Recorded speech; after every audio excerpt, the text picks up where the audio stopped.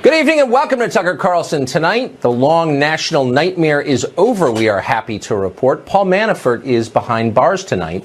The 69-year-old lobbyist was shackled and dragged to prison today on the orders of a federal judge. He will remain behind bars until at least his trial this fall. The president tweeted about Manafort's imprisonment earlier today, quote, "Wow, a tough sentence for Paul Manafort, who's represented Ronald Reagan, Bob Dole, and many other top political people and campaigns. Didn't know Manafort was head of the mob. What about Comey and Crooked Hillary and all of the others? Very unfair." That's the president's view. On the other hand, with the dastardly Manafort in a cage, the rest of us can finally relax, unchain the door, let the kids play in the yard, take the first deep breath in decades. It's a new day, America. We're safe. But unfortunately, we do have some bad news to report as well. Paul Manafort's core crime was violating the Foreign Agents Registration Act, which was passed by Congress for the first time in 1938. It turns out that advancing the interests of a foreign country without first registering with the U.S. government is an enforceable felony. And that means that if standards are going to be equally applied, many of the most prominent people in Washington will soon be headed to jail. Tony Podesta, both Clintons, most of the leadership of Congress in both parties, Jorge Ramos and the entire staff of Univision, all of them take money from foreign interests. All of them advocate for policies whose main beneficiaries are foreign countries. The law on that is now clear. They are headed to the big house, all of them. Best of luck. Manafort has also been accused of trying to influence witnesses in the case against him. That's a very serious charge, and possibly the government will prove it at trial. But as of tonight, Paul Manafort has not been convicted of that or of any crime. In the eyes of the law, he is still innocent, and yet somehow he's sitting in jail. Now, that might be justified if Manafort were a threat to public safety or if anyone seriously considered him a flight risk. But he's in late middle age and has no passport. Where would he flee to exactly? Let's be honest about this. Paul Manafort is in jail tonight because prosecutors want him to testify against the president.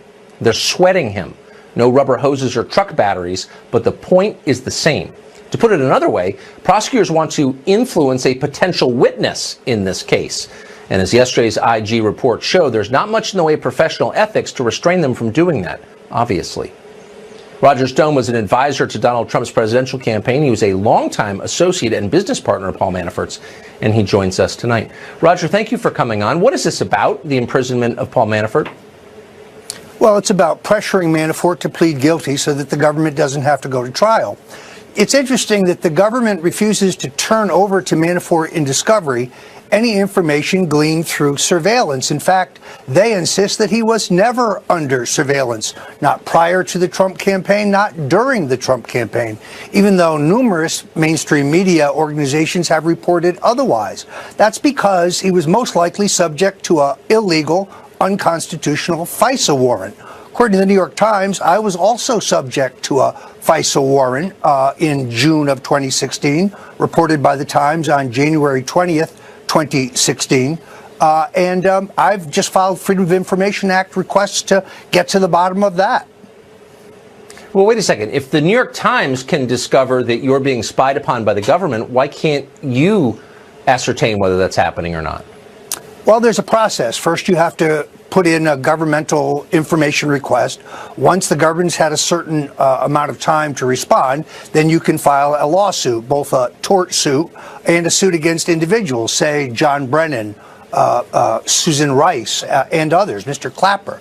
And I intend to do that. But in the meantime, Tucker, it's become abundantly clear that having come up empty-handed of any evidence of Russian collusion, having no proof of any hijinks with WikiLeaks, because I received nothing from them and passed nothing on, it's now abundantly clear that the special counsel seeks to go through every aspect of my personal, business, and political life to try to conjure up some offense to pressure me to testify against the president. It's Orwellian. It's the police state. I'm being persecuted because I supported Donald Trump. But let me just back up for a second. We're often told that the bar for a FISA warrant is really high. I mean, you have to demonstrate that someone is, in effect, betraying his country. What would be the pretext upon which the Mueller people would have gotten a FISA warrant to spy on you? Well, in fact, a U.S. citizen can only be subject to a FISA warrant if they're actively involved in espionage on behalf of a foreign power against the United States. Clearly, FISA warrants were used by the Obama administration for political purposes. This is a scandal that makes Watergate look like second-rate burglary. Are the people around you getting drawn into this? That's the extraordinary thing, Tucker. Associates of mine, as many as 12 of them, have been subpoenaed, have been questioned aggressively by the FBI. Some of them are fighting those subpoenas. It's unclear what it is the government wants other than to find somebody who will bear false witness against Roger Stone. It's a witch hunt, and it's a very expensive witch hunt.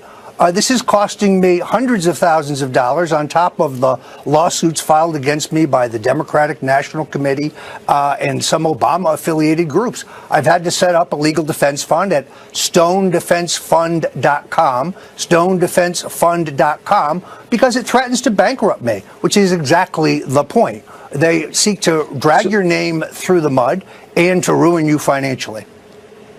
So we can't administer a polygraph, obviously, on live television, but just I want to end on this, and for the record, have you ever worked on behalf of any foreign power against the interests of the United States government? Absolutely, positively not. Look, I am an American whose relatives were crushed in Budapest in the 50s by Russian tanks. This is an absurd notion. And it is an abysmal state of affairs where we have a partisan special prosecutor seeking a crime where none exists. You better have betrayed the country, or else someone owes you a big apology, I would say. Roger Stone, thank you. Thank you, Tucker.